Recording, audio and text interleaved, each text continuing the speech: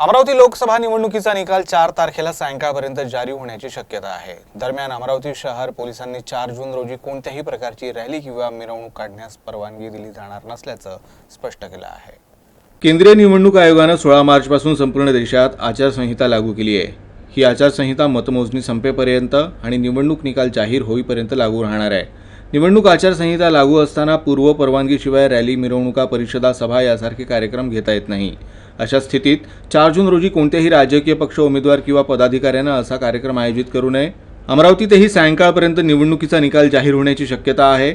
अशा परिस्थितीत उमेदवार किंवा त्यांचे समर्थक मतमोजणीपूर्वीच वाद्य वाजवून मतमोजणी स्थळी पोहोचण्याची व्यवस्था करतात किंवा विजयी उमेदवार आणि त्यांच्या समर्थकांकडून मतमोजणीनंतर विजयी मिरवणूक काढली जाण्याची दाट शक्यता असते।